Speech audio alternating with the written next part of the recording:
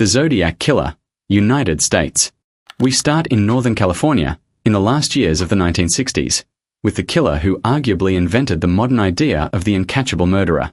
Between December 1968 and October 1969, at least 5 people were shot or stabbed in the San Francisco Bay Area, in ordinary places that should have been safe. A parked car on a lover's lane near Vallejo on a foggy December night. A peaceful picnic at Lake Berryessa on a warm September afternoon, where a hooded figure approached with a gun and a knife. A taxi ride home through the streets of San Francisco on a quiet October evening.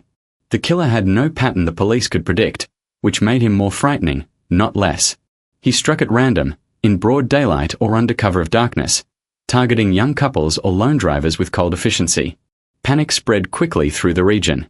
Newspapers filled with warnings, parents kept children indoors, and couples avoided romantic spots that once felt secure. The Bay Area, already turbulent with social change, now lived under a shadow of dread. But what made the Zodiac different from every other killer of his era wasn't just the murders. It was what came after. He wrote letters. Taunting, meticulous letters sent to newspapers, each one signed with a crossed circle symbol, some of them containing cryptograms he claimed held his true identity. These communications were carefully typed or handwritten, filled with misspellings that might have been deliberate, and boasting of details only the killer could know. In one of his very first letters, he made a claim that still chills investigators today, that the murders the police knew about were only a fraction of the ones he'd actually committed. He gave himself a body count far higher than anything that could be confirmed, claiming dozens in total, and to this day nobody knows if he was lying or telling the truth. The uncertainty only amplified his power. For over 50 years, codebreakers, amateur detectives, and the FBI itself worked on his ciphers. The codes varied in complexity, mixing symbols, letters, and numbers in ways that frustrated experts. In 2020, a team of amateur cryptographers finally cracked one of the longest codes he ever sent, a message that had sat unsolved since 1969. It didn't reveal his name. It revealed something almost worse, a rambling, gleeful message about how much he enjoyed killing, and how he believed his victims would become his slaves in the afterlife. The decoded words painted a portrait of a man who saw murder not as crime but as a twisted form of conquest and eternal domination. The terror extended beyond the killings themselves. Zodiac demanded that his letters be published on the front pages, threatening more violence if ignored. He mocked the police, sent clues that led nowhere, and even called into talk shows. His symbol, a circle with a cross through it, became an icon of evil, appearing in headlines and nightmares alike. Investigators pieced together descriptions from survivors. A stocky man with a crew cut, possibly wearing glasses, calm and methodical even in the act. Investigators have named dozens of suspects over the decades. Arthur Lee Allen was the FBI's favorite for years, a man who fit disturbingly well on paper. He owned watches with the Zodiac symbol, had a fascination with ciphers, and lived near the crime scenes. Friends recalled odd comments he made. But DNA testing on preserved evidence, such as stamps from the letters and clothing fibers, never definitively tied him to the crimes before he died in 1992. Hope for closure faded with him. More recently, a group of retired law enforcement officials publicly named a different man, Gary Francis Porst, claiming he matched the composite sketch, had a history of violence, and had access to a typewriter consistent with the letters. They pointed to scars on his forehead that might explain descriptions and even anagrams in the ciphers that allegedly spelled out his name. San Francisco police reviewed the claim thoroughly and, as of now, have not confirmed it. New leads continue to emerge, with modern technology like genetic genealogy offering fresh possibilities, yet definitive proof remains elusive. That's the cruel joke of the Zodiac case. Every few years, someone announces they've finally solved it, armed with new evidence, old records, or bold theories. Books, documentaries, and online forums dissect every detail. And every few years, the case file stays open. The killer's identity remains one of America's greatest unsolved mysteries, a puzzle that has consumed generations of sleuths. Whoever he was, he got exactly what he seemed to want more than anything else. He became a legend instead of a name. His story endures not just as a tale of crime but as a haunting reminder of how one man, through calculated brutality and clever games, could captivate and terrify an entire nation for decades. The crossed circle still watches from history, a symbol of fear that refuses to fade. Jack the Ripper, United Kingdom. If the Zodiac invented the modern unsolved killer, Jack the Ripper invented the entire genre 100 years earlier. In the autumn of 1888, in the impoverished Whitechapel district of London's East End, at least 5 women were murdered and mutilated within a few square miles over the course of about 10 weeks. The victims were Mary Ann Nichols, found with her throat slashed on Bucks Row; Annie Chapman, discovered in the backyard of a lodging house with brutal abdominal wounds; Elizabeth Stride, killed on Burner Street with a single cut to the throat; Catherine Eddowes, whose body in Mitre Square showed extensive mutilations; and Mary Jane Kelly, whose horrific murder in her tiny room reached new levels of savagery. These crimes unfolded in the grimy, fog-shrouded alleys of a desperately poor neighborhood teeming with immigrants, prostitutes, and desperation. The murders escalated in violence with almost surgical precision, leading to decades of speculation that the killer had some kind of anatomical or medical knowledge. Organs were removed with startling accuracy in some cases, fueling rumors of a doctor or butcher at work. The streets grew silent at night as fear gripped the community. Women walked in groups or not at all, and the police presence swelled, yet the killer slipped through the shadows undetected. What made the case a sensation wasn't only the brutality. It was the newspapers. This was one of the first true media circuses in criminal history, with London's penny press competing fiercely for the goriest headlines and the public devouring every detail. Reporters swarmed the crime scenes, interviews with terrified residents filled columns, and sensational illustrations shocked readers across Britain and beyond. The story sold papers like never before, turning Whitechapel into a macabre spectacle. And then there were the letters, hundreds of them sent to police and press, most almost certainly hoaxes written by pranksters or attention seekers, but at least one, the infamous Dear Boss letter, may have been genuine. Taunting in tone and dripping with dark humor, it introduced the name Jack the Ripper and promised more horrors to come. Another, sent with a piece of kidney allegedly from one of the victims, only heightened the panic. These messages transformed the killer from a local menace into an international phantom. Scotland Yard investigated hundreds of suspects at the time, local butchers, sailors, lunatics, and has continued to receive theories for over a century since. A Polish immigrant named Aaron Kosminski has long been one of the favorites. He was a known resident of the area with a history of mental illness, partly supported by witness statements from the time identifying a similar man. This gained further traction from a controversial 2014 DNA analysis of a shawl allegedly taken from one of the crime scenes, which claimed to match Kosminski's mitochondrial DNA profile. That analysis has been heavily disputed by other forensic scientists, who point out the shawl's chain of custody was never properly documented, contamination over more than a century was likely, and the results fell short of definitive proof. Other suspects have ranged from the plausible, like a violent surgeon named Thomas Neil Cream, who was later executed for other poisonings and supposedly confessed on the gallows, to the genuinely bizarre.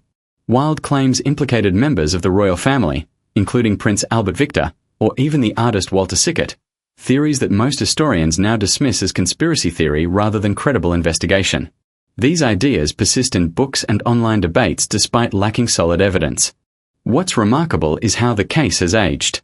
Most Victorian murders faded into obscurity.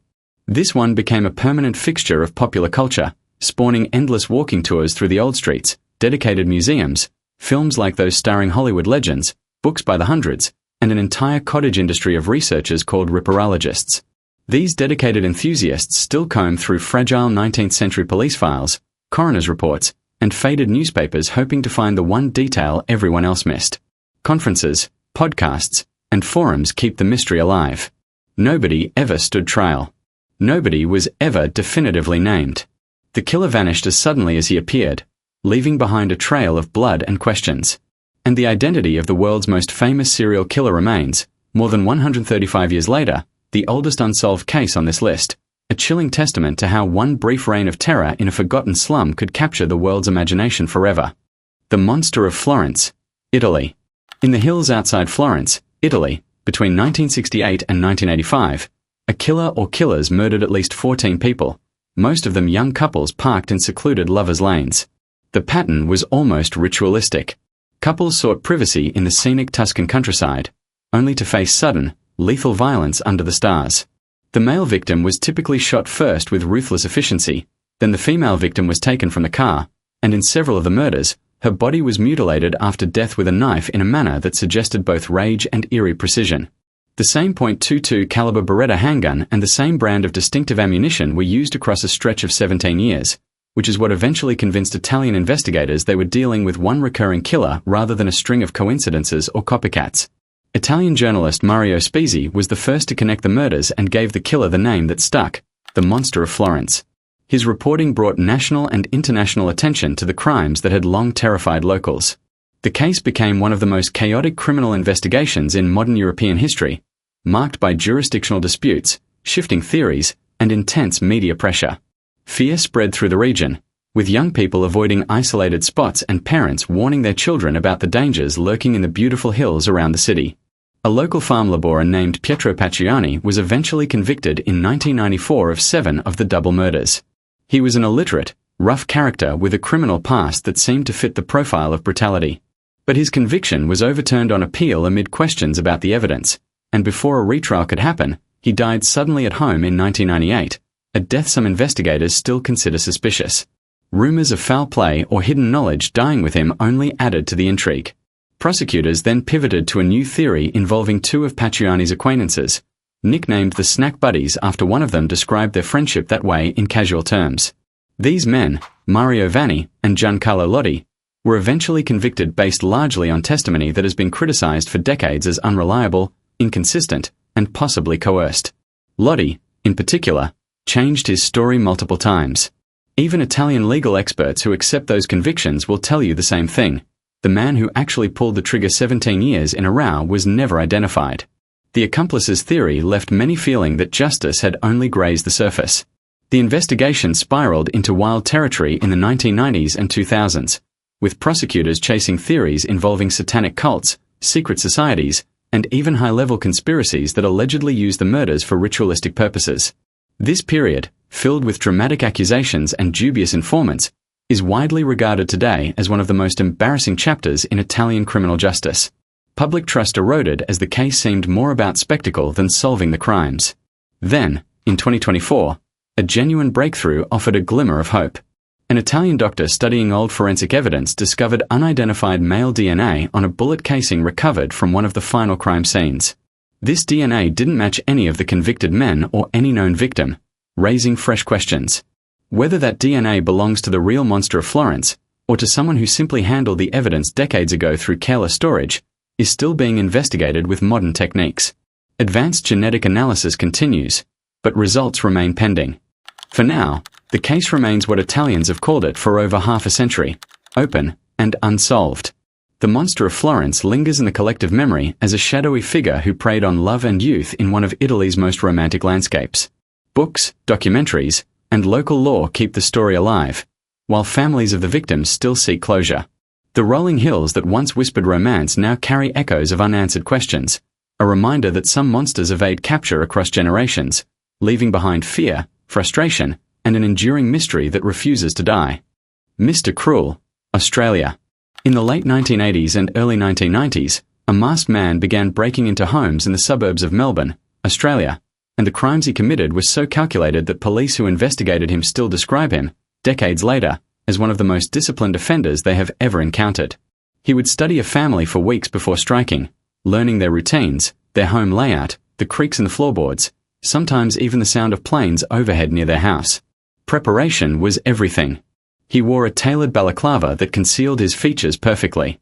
He carried weapons but rarely needed to use them, because his meticulous planning did the work for him, allowing him to control situations with minimal force.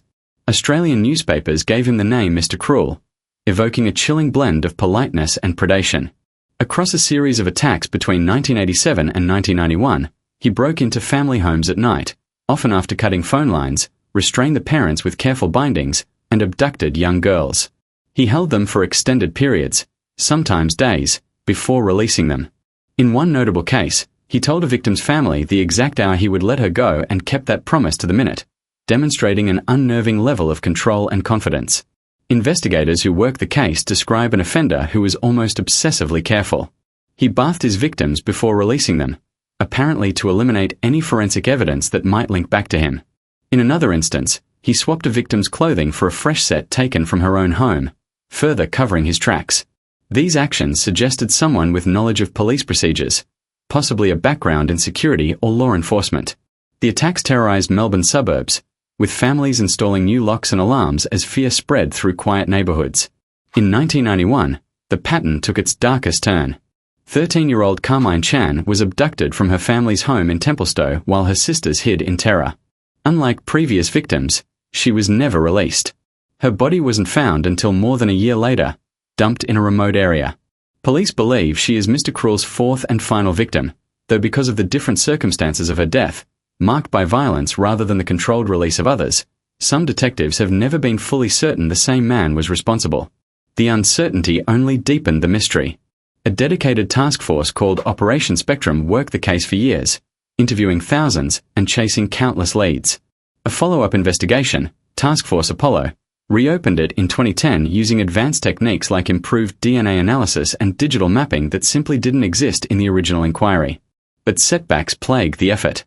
A critical piece of physical evidence, tape used to bind one of the victims that investigators had hoped could eventually yield DNA, went missing from police custody at some point over the decades. The loss raised uncomfortable questions about whether the case had been mishandled, or worse, potentially compromised by internal issues. In 2016, on the 25th anniversary of Carmine Chan's murder, Victorian police increased the reward for information leading to Mr. Cruel's identification to $1 million Australian dollars. It remains unclaimed to this day, despite renewed public appeals and media coverage. He would be an elderly man today, if he's even still alive, perhaps living quietly in the same suburbs he once haunted. Detectives who spent their careers on this case have said publicly that it's the one that still keeps them up at night. The perfect planning, the careful releases, the one tragic exception, and the enduring absence of justice. The Mr. Cruel case stands as a haunting example of how one highly organized predator could instill widespread fear while leaving behind frustratingly few clues. Families still live with the trauma, and the suburbs of Melbourne carry a lingering unease. Though technology has advanced, the disciplined shadow of Mr. Cruel continues to evade capture, a reminder that some calculations in crime remain just beyond the reach of resolution. The Station Strangler, South Africa. Our final stop is Cape Town, South Africa, and a case that is less a simple whodunit than a genuine, ongoing dispute about whether justice was ever actually served. Beginning in 1986 and continuing for nearly a decade, at least 22 young boys were abducted from the Cape Flats area, many of them lured from or near train stations, which is where the killer earned his name. Their bodies were later found in shallow graves scattered across the dunes outside the city. The case terrified a community that was already living under the pressures of apartheid-era segregation, in neighborhoods that had been deliberately pushed to the margins of Cape Town decades earlier.